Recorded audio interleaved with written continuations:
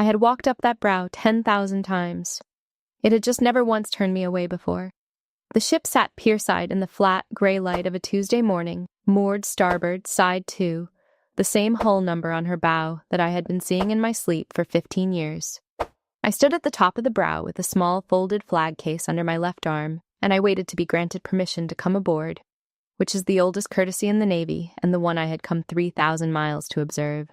The chief of the watch did not grant it. He did not, in fact, appear to notice that anyone was asking. He was a solid man in his late 30s with a fresh flat top and a clipboard, and he was in the middle of telling a young lieutenant something about the pier crane schedule. And I had made the mistake of arriving during a sentence he was enjoying. I stood there in my travel clothes, a plain jacket and slacks, no cover, nothing to look at. And I waited for him to finish, because I have stood a great many watches in my life. And I know that the person at the top of the brow does not get to decide when the person on watch is ready for them. When he finished his sentence, he glanced at me the way you glance at a seagull that has landed too close to your lunch. "Ma'am, I'm not talking to you," he said, and turned back to the lieutenant. Then, as an afterthought, over his shoulder, with a small flick of his hand toward the pier.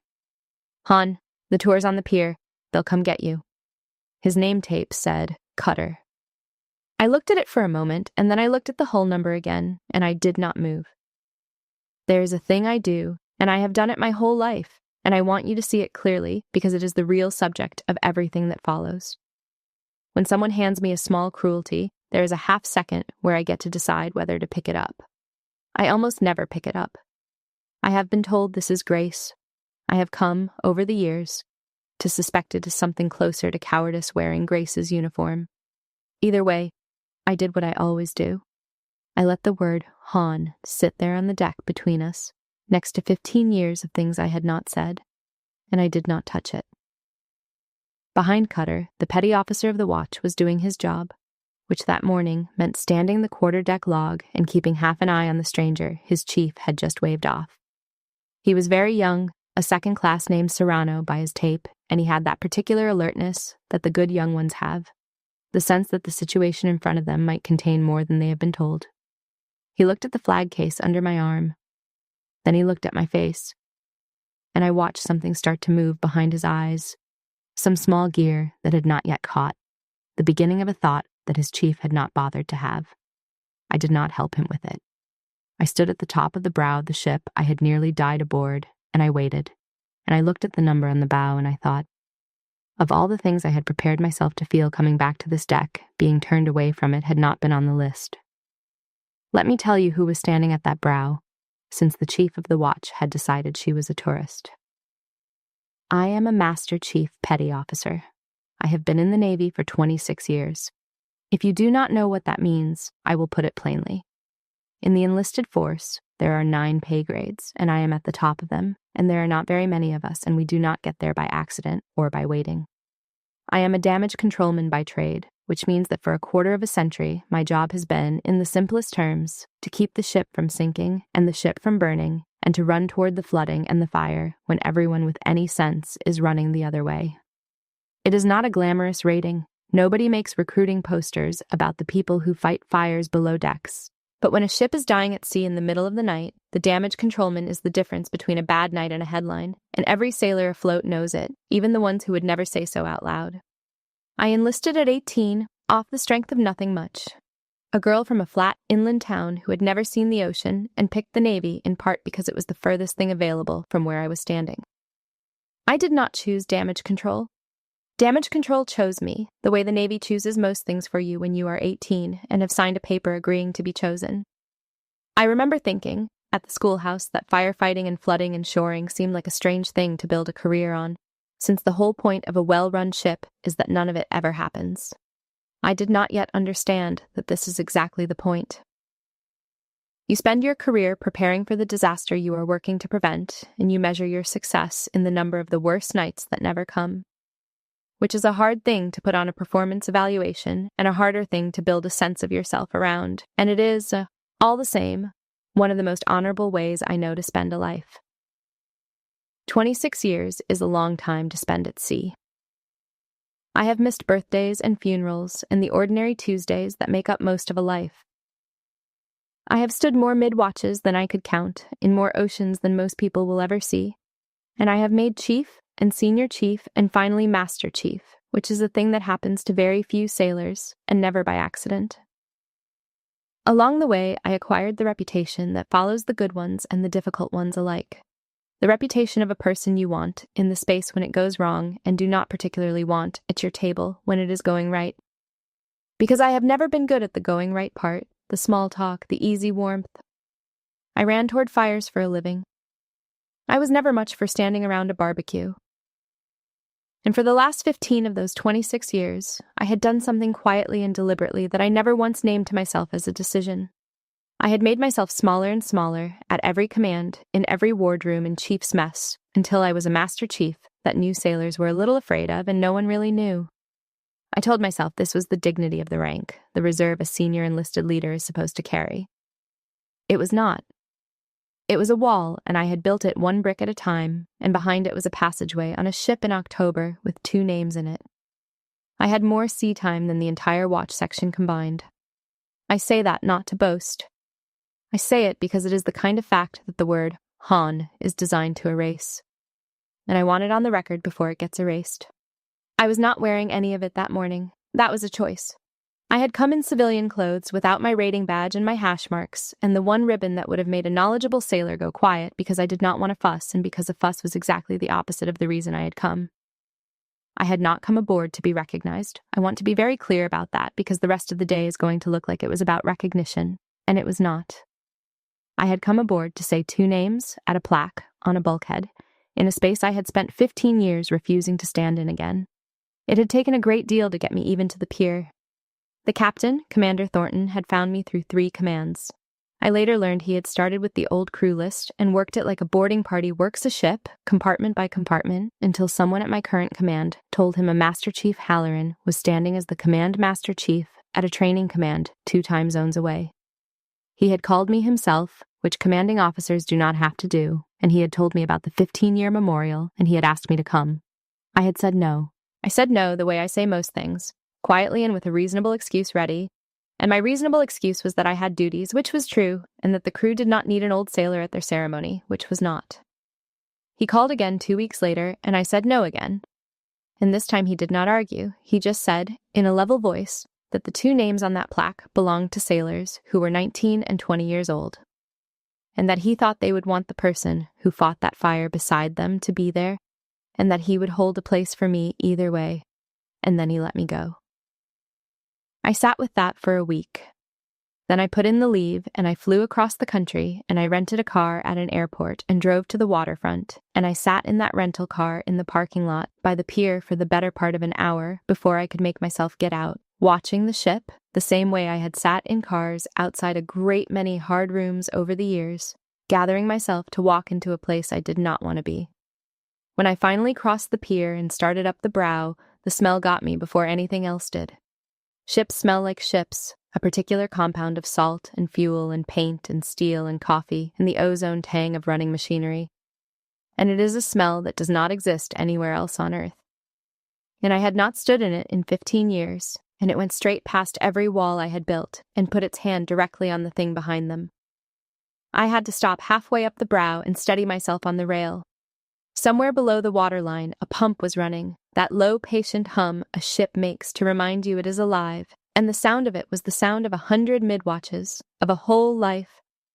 And for a moment I was 29 again, and the deck under my feet was on fire, and then I was 44 again, and it was a Tuesday, and the deck was just a deck, and I made myself keep climbing. That was the state I was in when the chief of the watch told me the tour was on the pier. I mention it not as an excuse for him. I mention it because he had no idea, could not have had any idea that the woman he was waving off had just walked through 15 years of her own ghost to reach the top of his brow, and that is precisely the point, and it is precisely why you do not wave anyone off. You never know what it cost them to arrive. I had come for 2 19- and 20-year-old sailors who did not get to grow up, and the last thing on earth I wanted was for the day to be about a Master Chief and her medal. So when the chief of the watch waved me toward the pier and called me Han, part of me was almost relieved. It fit the plan. A tourist could slip aboard, say 2 names, and slip off again, and no one would ever have to feel the size of what happened on that ship. I had built my whole return around not being seen. I have learned since that the things we build around not being seen have a way of collapsing at exactly the wrong moment and in front of exactly the wrong number of people. The fire was in October of 2011, and it started the way most of the bad ones start, which is to say boringly in a place nobody was looking, at an hour when most of the ship was asleep. I was a first-class petty officer then, 29 years old, the leading petty officer of the repair locker, which meant that when the general quarters alarm went off at 0200 and the word passed for a fire in a main machinery space, the response to that fire was, in a very direct sense, my responsibility. I will not give you all of that night. Some of it is not mine to give, and some of it I still cannot walk through in daylight without my hands doing a thing I do not permit them to do. But you need the shape of it to understand the rest. A fuel leak found an ignition source in the forward engine room, and within minutes we had a Class Bravo fire in a space full of things that burned, and then, because the night was not going to be simple, a ruptured fire main and rising water, so that we were fighting a fire and a flood in the same compartment at the same time, which is the kind of problem the Navy invented damage controlmen to solve, and still, on the worst nights, cannot always solve. I took a hose team in. That is the job. You do not send sailors into a space you will not enter yourself, so you enter it first, and they follow you because you went, and together you do a thing that every animal instinct in your body is screaming at you not to do. I remember the heat through the soles of my boots. I remember the sound, which is a thing people who have not been in a shipboard fire do not expect. The way a fire in a steel box roars like something alive and furious. I remember a young fireman pinned by a jammed hatch and a shifting weight of water, a boy named Kelso, calling out that he could not get free. "I can't get the hatch," he said, over and over, his voice climbing. "Master Chief, I can't get it." I was not a Master Chief then. I was a first class. But in the dark, in a fire, rank compresses into one question, which is, who is going to get me out of here? And the answer that night was me. I got Kelso free. I got him and 4 others up and out and back toward the after part of the ship, toward air and away from the water, and we saved the aft berthing where 24 sailors were trapped by the flooding, and in the end, we saved the ship, which is a sentence that is easy to write and cost more than I will ever tell you. People who have not done it imagine firefighting as a thing of motion and shouting. Most of it is not. Most of it is a slow, disciplined, methodical fight in almost no visibility, on your knees, feeling your way along a hose, communicating by touch and by the count, while the space tries to convince your body that it is going to die and that it should leave now. The discipline is the entire thing. The discipline is what keeps a repair party instead of a panicked mob. And the discipline is a thing you build in 1,000 boring drills on 1,000 ordinary afternoons, so that when the real one comes at 0200, you do not have to find your courage, because you have already built the habits that stand in for it when the courage runs thin. I have never met a brave damage controlman, if by brave you mean unafraid. I have met a great many disciplined ones. In a fire, the 2 look identical from the outside, and only one of them is available to you when you need it. There was a moment, well into it, when the water was rising faster than we were making progress on the fire. And I had to make the call that no one ever wants to make, which is the call about how much longer you can keep people in a space that is turning into a trap. That is the real weight of leading a repair party. It is not the fire, it is that you are the one who decides how long everyone else stays in the fire. You are doing the arithmetic in your head the whole time, the arithmetic of how many you can still get to and how long you have to get to them. And the arithmetic that night, at a certain point, told me that the forward part of the space was gone, that anyone still in it could not be reached, and that if I sent anyone in after them, I would simply be adding names to the list. I made that call. I have made my peace with almost everything about that night except that one arithmetic. And I have not made my peace with it. And I do not expect to. We did not save everyone. There was a petty officer 3rd class named Nathan Poole, who was 20 years old, and a fireman named Marisol Vance, who was 19, and they were forward of the fire when the space became something no one could enter and survive. And I could not reach them, and they did not come out. I knew them both. On a ship, you know everyone in your division, and both of them were mine. Poole was a talker, the kind of young sailor who could keep a whole berthing awake trading stories, With a laugh, you could hear 2 compartments away and a habit of writing letters home in actual handwriting when everyone else had long since given it up. He used to get grief for the letters. He wrote them anyway. Vance had been in the Navy 11 months. She had come aboard quiet and stayed quiet, and she was one of those sailors who watch everything and say little.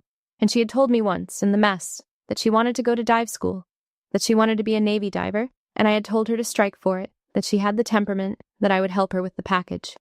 She would have been a good diver. I have thought about that 11 months a great deal. 11 months is not enough time to become anything, except, apparently, a name on a plaque. The part after the fire is a blur, mostly, which is a mercy. I remember the flight deck and the corpsman working on my arms, and my own strange calm, the professional flatness that comes down over you when the mind decides you're not allowed to feel the thing yet. I remember the investigation, the weeks of it, the reconstruction of every decision, the diagram of the space with the little marks where each person had been. And I remember that the investigation found that the repair party had performed as well as any repair party could have, and that the 2 losses were not attributable to any failure on anyone's part. Which is the kind of sentence that is entirely true, and helps not at all. I remember the 2 funerals, which I attended in my dress uniform, with my arms still bandaged under the sleeves, and I remember standing at the back of both of them, because I did not feel I had earned a seat near the front, because the front was for the families, and because some part of me had already begun the 15-year project of standing at the back of my own life so that no one would have to feel the size of what I was carrying. They gave me the medal about a year later, at a formation, and I stood at attention while a flag officer read the citation, and I heard my own actions described in the flat language of a citation. And all I could think about the entire time was that the citation did not have the 2 names in it, because that is not what citations are for. And it seemed to me then, and seems to me now, that any honor for that night that does not begin with those 2 names is telling only the easy half of the story. I carried a fair amount of the fire out with me on my forearms. I have the scars still, faded now to something you would have to be looking for. The Navy gave me a medal for that night, the Navy and Marine Corps medal, which is the highest thing they give a sailor for saving life when no enemy is shooting at you. It is a heavy medal in every sense. I keep it in a drawer. I have looked at it perhaps 4 times in 15 years. They gave me the medal for the ones I saved. I kept my own receipt for the 2 I did not. That receipt is what I had come 3,000 miles to pay down. That is what was in the flag case under my arm. That is what a chief of the watch was waving toward the pier without the faintest idea that he was doing it. Here is what was happening at the other end of the ship while I stood at the top of the brow, though I did not learn it until afterward, in pieces, from people who were there. The ship's commanding officer, a commander named Miles Thornton, was up on the main deck aft, near the reception the crew had set up for the memorial, and he was waiting for his guest of honor. He had arranged the whole thing. It had been his idea, the 15-year memorial, and he had spent a month tracking me down through 3 commands to invite me, and when I had finally, after saying no twice, agreed to come, he had ordered a set of arrival honors prepared, because whatever I wanted, he was not going to let the sailor who saved his ship walk aboard it unremarked. He had a runner watching the brow to tell him when I arrived. The runner, a young seaman, came up to him and said quietly that there was a situation at the quarterdeck. The guest of honor had arrived, and the chief of the watch had turned her away more than once, and she was still standing at the top of the brow, and did the captain want the runner to go sort it out? A commander learns a great deal about himself and how he handles a small thing. Thornton could have sent the runner back with a word. He could have made a call to the quarterdeck and had it fixed in 30 seconds, and no one would have known. Instead, he set down what was in his hand, and he walked forward, the length of his own ship, to the brow. He came down toward the quarterdeck, and he saw me standing at the top of the brow with a flag case under my arm, and he stopped mid-step. I have thought about that stop a great deal since. He was a career surface officer, a man who had spent his life keeping his face still. And for just a moment, seeing me there, being waved off his own quarterdeck like a lost tour, his face did not stay still. Something crossed it that was equal parts recognition and horror and a kind of grief, and then he got it back under control. But I had seen it, and Serrano had seen it, and even Cutter, who still did not understand a single thing that was happening, had seen his captain stop as though he had walked into a bulkhead. Cutter, God help him, tried to manage the situation. He stepped toward Thornton with the bright, useful energy of a man who wants his captain to see him handling things. "Sir, I've got it," Cutter said. She's here for the tour. I was just telling her the pier detail will come get her." Thornton did not look at him. He was looking at me. He came the rest of the way down the brow, and he stopped in front of me, and he said, very quietly, in the tone you would use in a chapel, "Master Chief Halloran." And I watched the words land on Chief Cutter's face like water hitting a hot deck. For a moment, the pressure came on to me, and I want you to see it, because it is the part of this that I am least proud of and most understand. Thornton's jaw had gone tight. He glanced at Cutter, and I could see him doing the math a commanding officer does, and I could see the math coming out in a direction that ended with the chief of the watch being relieved on the spot in front of his entire quarterdeck. And every reflex I own reached for the smoothing tool. "Captain, it's all right," I said. "It's an honest mistake. I'm in civilian clothes, there's no way for him to know. Let's not make anything of it. I really did just come to see the memorial. Please." I even produced a small, reassuring smile, the one I keep for exactly these moments, the one that says, "Do not worry about me. I am fine. Let us keep this small and comfortable for everyone." It is a very good smile. I have had a lot of practice. I have thought a great deal since about where that reflex comes from. The reflex to protect the person who has just wronged me. To rush in and make their mistake smaller and easier before they have even finished making it. Some of it is genuine kindness, I think, or at least it started as kindness a long time ago. But most of it, if I am honest, is about me and not about them at all. When I smooth over the moment, I am not really sparing the other person discomfort. I am sparing myself the far greater discomfort of being the center of a scene, of being seen, of being a person important enough that the room has to stop and reckon with how she was treated. It is easier to be the one who says it is fine. The one who says it is fine gets to disappear again. The one who lets it not be fine has to stand there, visible, while everyone looks. And that had been, for 15 years, the one thing I could not do. So I called my disappearing kindness, and I got very good at it, and it took a chief on a brow and a captain who would not accept my smile to show me that my kindness had a great deal of hiding folded up inside it. Thornton did not smile back. He looked at me for a long moment, and I saw him take in the flag case, and the civilian clothes, and the whole careful architecture of a woman who had come 3,000 miles and dressed herself down to nothing so that no one would have to feel the weight she was carrying. And I saw him decline to accept the smoothing. "Master Chief," he said, "I have been trying to get you back aboard this ship for a month. I'm not going to let the first thing that happens to you at my brow be that." He turned his head toward Cutter, unhurried. "Chief, stand by." Cutter had begun finally to understand.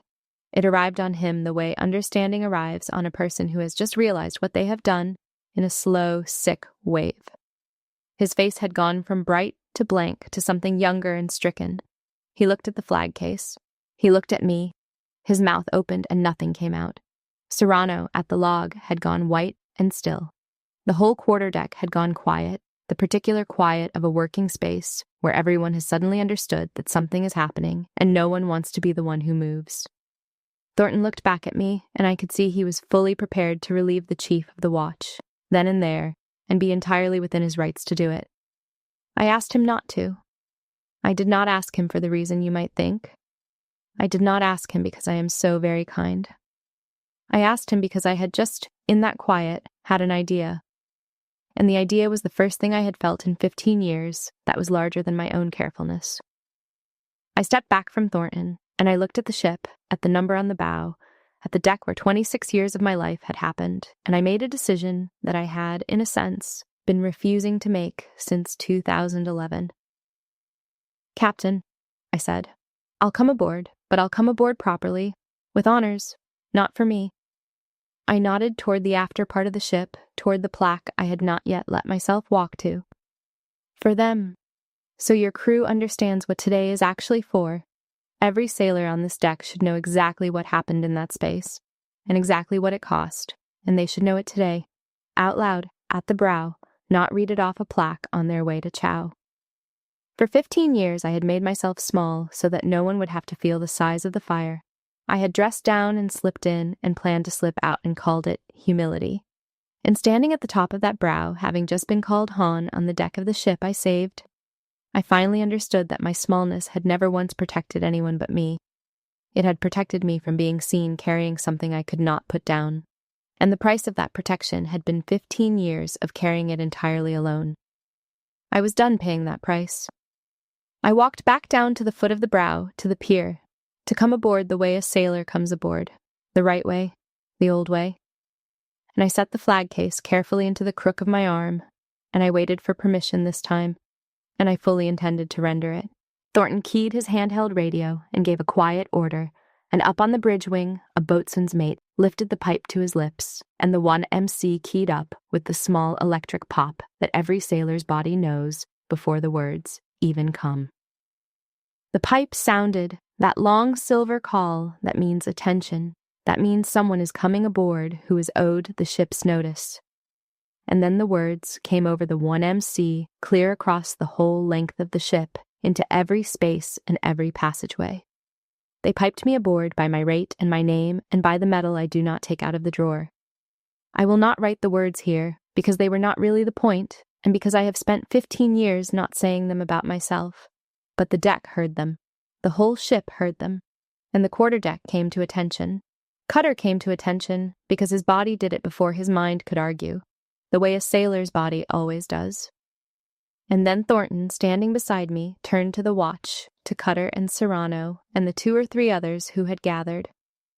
And he told them what the 1MC could not, plainly, without heat, in the voice you use at a graveside. In October of 2011, Thornton said, this ship had a main space fire and a flood in the same compartment at the same time, at 0200, at sea. She was very close to being lost. The reason she is floating under your feet right now, the reason you have a quarterdeck to stand this watch on, is the sailor standing next to me. She took a hose team into that space. She pulled a trapped fireman out with her own hands, a man who is a senior chief on this very ship today. She saved the aft berthing and 24 sailors in it, and she carried the fire out of that space on her own arms. He paused. She did not save everyone. 2 of the youngest sailors aboard did not come out. She has carried their names for 15 years, and she came 3,000 miles today to say them at that plaque. And she came in civilian clothes because she did not want any of you to make a fuss over her. He looked at Cutter then. He did not raise his voice. He did not need to. This ship is still afloat, Thornton said, because of the sailor you called Han.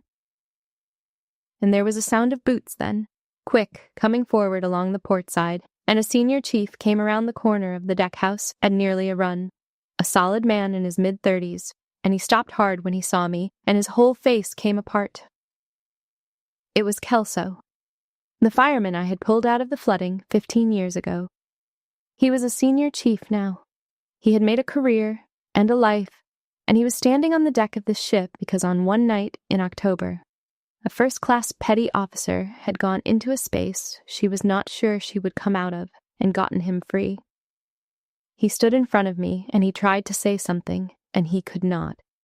And so he did the only thing his body knew how to do, which was to come to attention and render a salute. Enlisted sailors do not ordinarily salute each other. It was not regulation. It was a thank you, 15 years late, and it was the truest one I have ever received.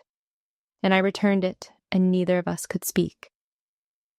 I want to tell you what the honors did, because I had spent 15 years believing that ceremony was empty, a thing the Navy does instead of feeling, and I was wrong about that, and the quarterdeck taught me I was wrong.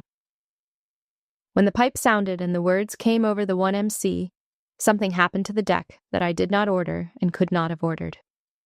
Sailors who had been walking to their spaces stopped. Sailors who could not see the brow, who were 2 decks down and only heard the pipe and the words, came to attention where they stood, because that is what the honors ask of them, and because they had been trained until the asking was automatic. For a few seconds, the entire ship, hundreds of people, most of whom had no idea who I was, stood still together in acknowledgement of a thing that had happened before half of them enlisted. That is what ceremony is for. It is the machinery by which a ship remembers something on behalf of people who were not there to remember it themselves. It is how an institution keeps faith with its own dead. I had thought it was empty. It is the opposite of empty. It is the fullest thing the Navy has, and I had been refusing to let it hold any of my weight for 15 years, and I stood on that deck and finally let it, and it held. Serrano, the young petty officer of the watch, was standing at attention with tears running down his face and not moving to wipe them, because he was at attention and you do not move at attention. And there was something in that, in a 24-year-old sailor, holding perfectly still while he wept, that undid me more than anything else on the deck that morning. I have watched a lot of faces change in 26 years. It is part of the job in its way. You learn to read a face fast, because reading it fast is sometimes the difference between one casualty and two.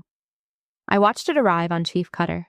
He was standing at attention on his own quarterdeck, and he had just understood completely what he had done, and he had nowhere to put it.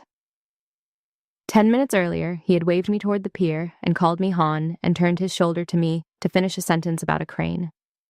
And now his captain had told the whole watch what I was, and a senior chief was standing in front of me, unable to speak, and Cutter's face had gone from stricken to something worse, and his eyes had filled, and he was crying. A grown chief petty officer, standing his watch, undone by a thing he had done, without ever meaning anything by it. And I felt no triumph in it. I want to be honest about that, because there is a version of this story, the one that plays in the small hours after someone has been unkind to you, where triumph is exactly what you feel, and I had rehearsed that version, the way everyone has. But it did not come. What came, standing on that deck with the pipe still ringing in my ears, and the two names heavy in the case under my arm, was not triumph. It was the old grief, the one that lives under everything, shaped exactly like a 20-year-old and a 19-year-old, who did not get to become the people Cutter and Kelso and Serrano got to become. Because I understood something, standing there, that I had spent 15 years arranging my life to avoid understanding. The weight I had been protecting the world from was not too heavy for the world. It was too heavy for me. And I had decided, without ever once deciding it out loud, that if I could not put it down, then no one else should have to feel it either, and I had called that humility, and it was not humility. It was a kind of pride. It was the pride of the person who insists on carrying the whole thing alone so that no one can ever say they helped her carry it. Thornton had just set part of it down, in public, on the deck, and the sky had not fallen. It had only made a young chief cry and brought a senior chief forward at a run and made a quarterdeck stand at attention. And it had made me feel, for the first time in 15 years, seen in a way I had spent every day since the fire making sure would never happen. Thornton handled the rest of it the way you handle the aftermath of a hard moment, which is to say without theater, so that the weight landed where it belonged and did not spray onto the people it should not touch. He did not relieve Cutter. He took him aside at the rail, and I only heard the end of it, but the end of it was enough. "The paperwork isn't the problem," Thornton said quietly. "There wasn't any paperwork. She's in civilian clothes. You had no way to know her rate." He let that sit. "The problem is that you decided in about 2 seconds that a woman standing at your brow was nobody. And you treated her like nobody, and you enjoyed it a little in front of your watch. That is the part to sit with, Chief. Not because of who she turned out to be. Because of who you decided she was before you knew anything at all." He did not raise his voice through any of it. "I have served for men who would have taken that moment and made a show of it, made it about their own outrage, relieved the chief on the spot to demonstrate to the crew what kind of commanding officer they had. Thornton did the harder and quieter thing. He let the lesson be the punishment.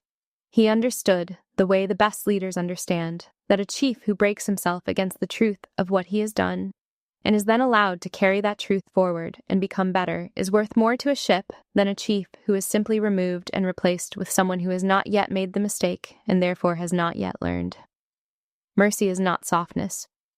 Mercy, done right, is the most demanding thing you can ask of a person, because it requires them to live with what they did instead of being spared it.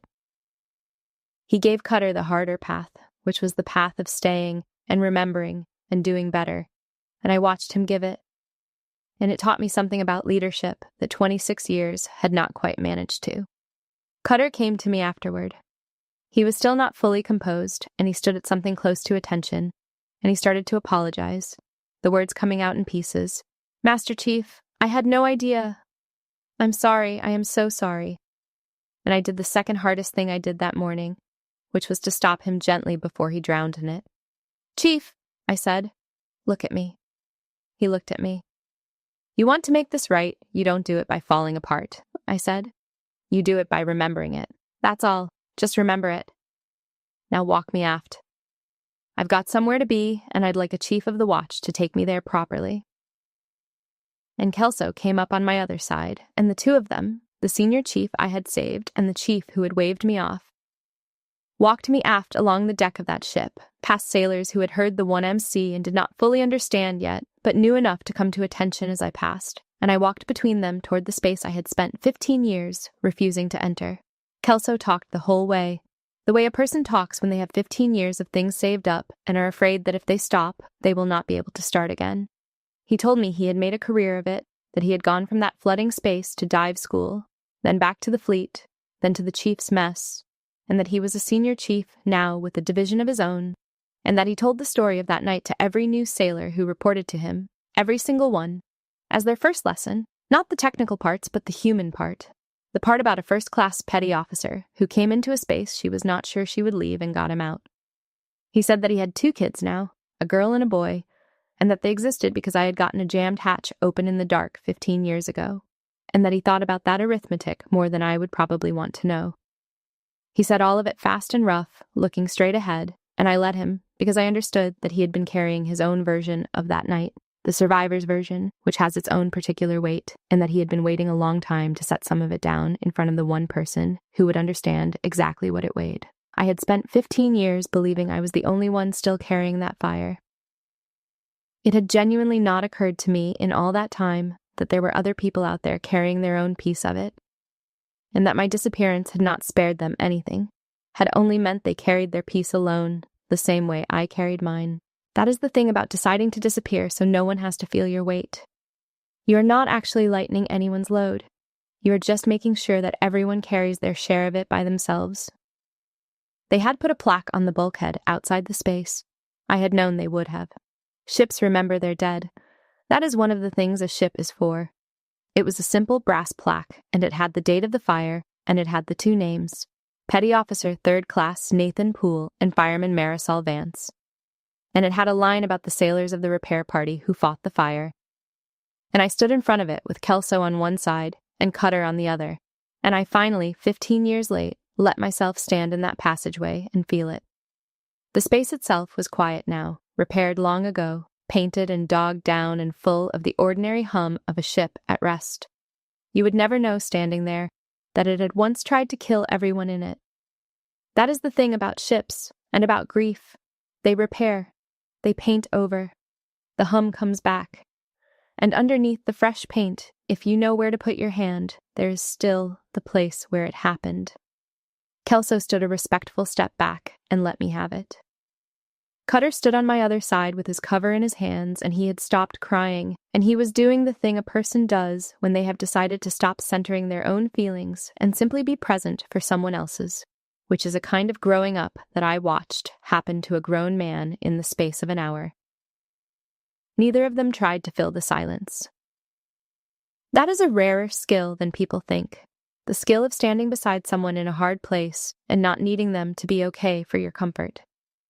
Both of those men had it, and I was grateful, and I let them see that I was grateful, which 15 years ago I could not have done.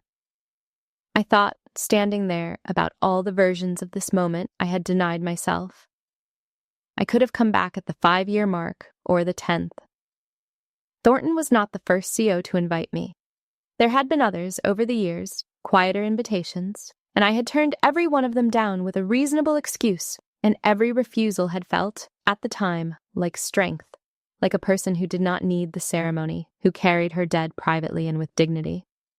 And standing in that passageway, I finally saw those refusals for what they had actually been, which was fear dressed up as strength, 15 years of it, 15 years of me choosing the drawer over the deck because the drawer could not look back at me and the deck could.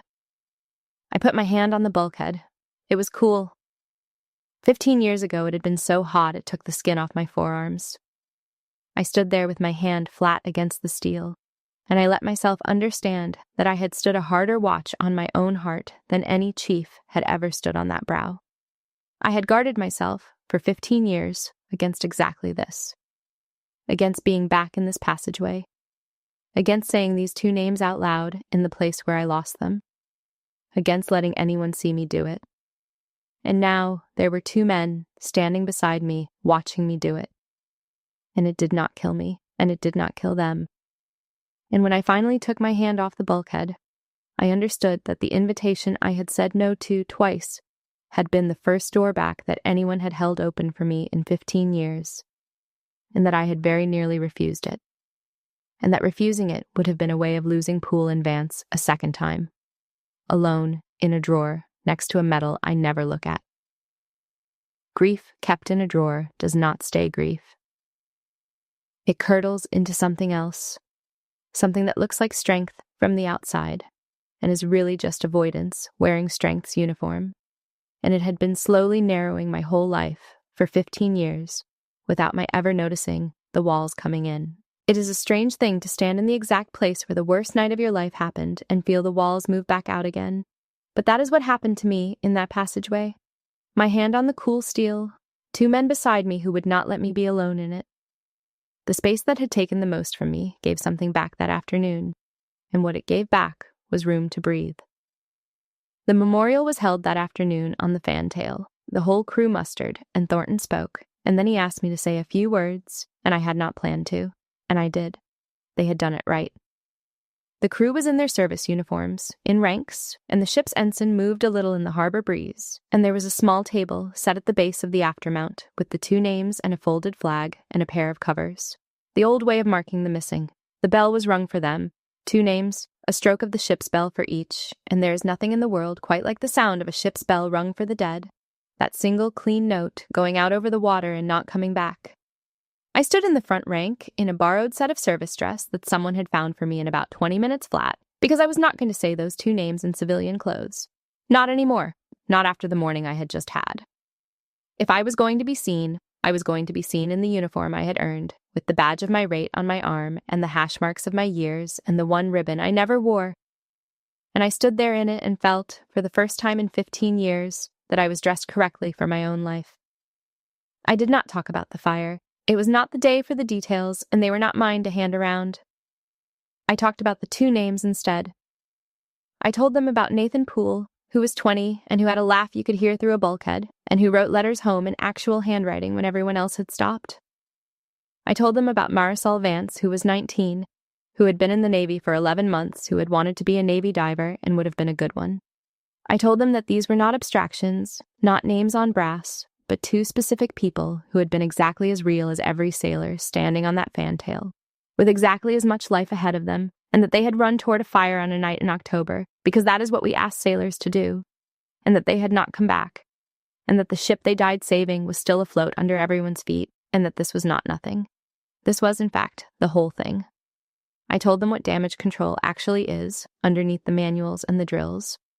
I told them it is the daily, boring, unglamorous discipline of preparing for a night you pray never comes, so that if it does come, you have already decided who you are going to be in it. I told them that they would spend most of their careers on the boring part, checking fittings and running drills that feel like a waste of a perfectly good afternoon, and that the boring part is not a distraction from the job. The boring part is the job. The boring part is what Poole and Vance died buying time for the rest of us to finish. Do not waste it, I told them. Do not stand a lazy watch. You will never know which ordinary Tuesday is the one the fire comes. I told them one more thing, because it was the thing I had come 3,000 miles to be able to say, and I was not going to leave without saying it. I told them that the two names on that plaque were not a warning and not a lesson and not a story about me. I told them that Nathan Poole and Marisol Vance were two people who had been exactly as alive as every sailor standing on that fantail, with families and plans and bad jokes and things they were saving up to do, and that the worst thing we can do to our dead is to turn them into a moral, into a plaque you walk past on your way to chow, into a name you salute without remembering, was attached to a laugh you could hear through a bulkhead. Remember that they were people, I said. Remember it specifically. Learn their names and learn one true thing about each of them, so that they stay people and do not shrink into brass. That is the only immortality this ship can offer them, and it is not nothing. And it is your job now, because in a few years I will be gone, and the last of the crew that knew them will have transferred or retired. And then all that will be left is whether you decided to keep them real. I looked out at the crew while I said it, at the young faces, and I could see it landing, and I understood that this was the thing I was actually for now, at this stage of my life and my career. Not the fire, the remembering. Somebody has to be the keeper of the names, has to carry them forward and hand them off. And I had spent 15 years refusing the job because I thought carrying them meant carrying them alone in a drawer. And it does not. It means exactly this. It means standing on a fantail and handing them to 200 sailors and asking them to carry a piece. Then I set the flag case at the base of the plaque, and I read the two names one more time. And I stepped back, and I let the silence hold, because I had learned a long time ago that you do not rush the quiet parts. And the whole crew held it with me. And down in the front, a chief named Cutter was not even trying to hide that he was crying, and neither, I noticed, was a good number of the young ones, and it was not the bad kind of crying. It was the other kind. The kind that means something got through. Afterward, on the fantail, in the milling crew in the long light, Commander Thornton found me. I have been trying to say what I said at the brow for 15 years, he said, in one form or another.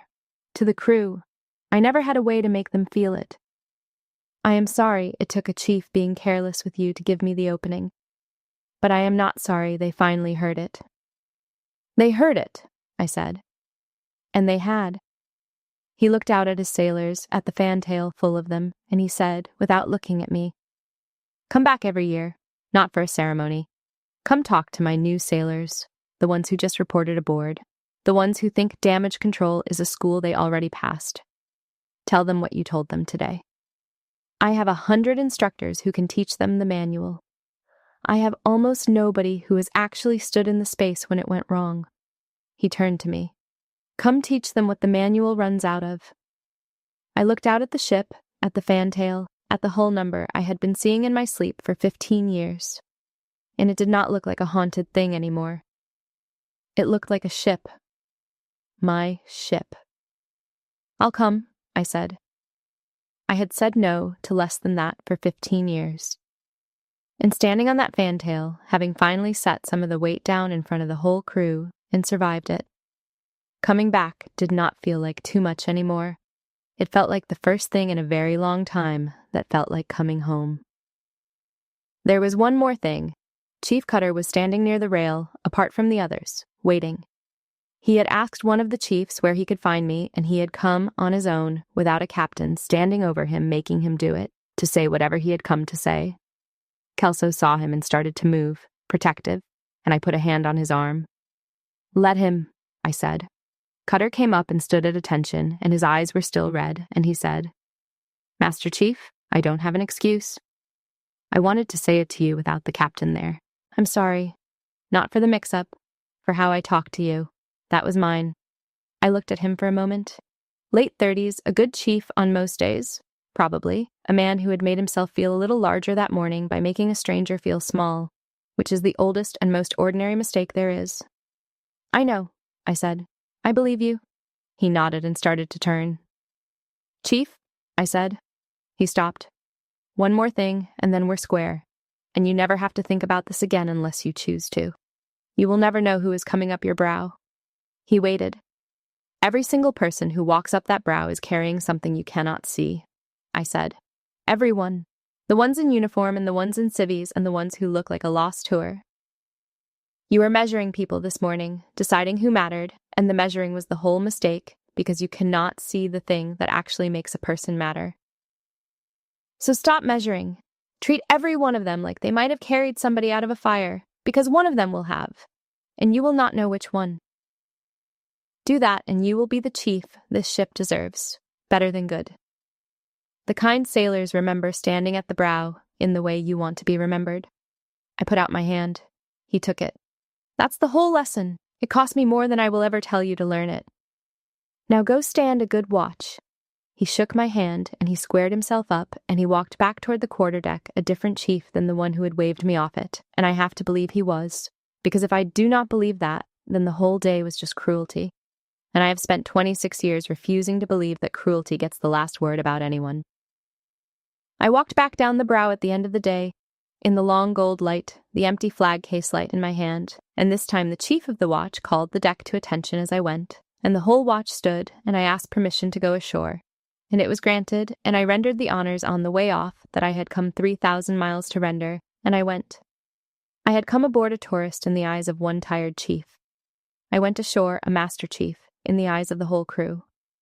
But that is not actually what changed that day, and I want to be careful to tell you the true thing and not the easy one. What changed is that I finally set 2 names down where they happened, in front of people who would carry a piece of them now, so that I did not have to carry all of it alone in a drawer for the next 15 years. That is the whole of it. The honors were nice. The recognition was nice. But the honors were not the point, and I would trade every one of them, without a half-second of hesitation, for a 20-year-old with a laugh you could hear through a bulkhead, and a 19-year-old who wanted to be a diver. I want to talk to you now. Not to the crew, not to the captain, not to the chief. To you, wherever you are, whoever waved you off today. There is a brow somewhere in your life, and there is someone standing on it, and they have looked at you for about 2 seconds and decided who you are with almost none of the information, and they have waved you toward the pier. Maybe it is a literal person. More often it is a job that will not see you, a family that made up its mind about you long ago, a room that goes a little flat when you walk into it, a threshold that should have known you and did not. I spent 15 years believing the answer to that was to get smaller, to dress down, to slip in and slip out, to carry the whole weight so quietly that no one would ever have to feel it. I called it dignity, and it was, a little. But mostly it was a very disciplined way of making sure no one ever saw me carrying something I could not put down. And it cost me 15 years I do not get back, and I would not recommend it to you. Here's the one true thing the day left me with. You do not have to shout to be who you are. You do not have to shove past the person on the brow or make a scene, or spend your one life proving your rate to someone who has already decided you do not have one. But you also do not have to slink toward the pier. You can stay exactly your own size, no smaller, and wait, and let the truth make its way to you. It knows the way, and be gentle with the ones who did not know. The chief on my brow was not a villain. He was tired and a little careless, and he made himself feel large by making a stranger feel small, and he wept when he understood, and I have to believe he stands a better watch now. Grace is not pretending it did not sting. Grace is deciding that the sting does not get the last word. There is one more thing I want to leave you with, and it is the thing I would most want a younger version of myself to hear, so I will say it as plainly as I know how.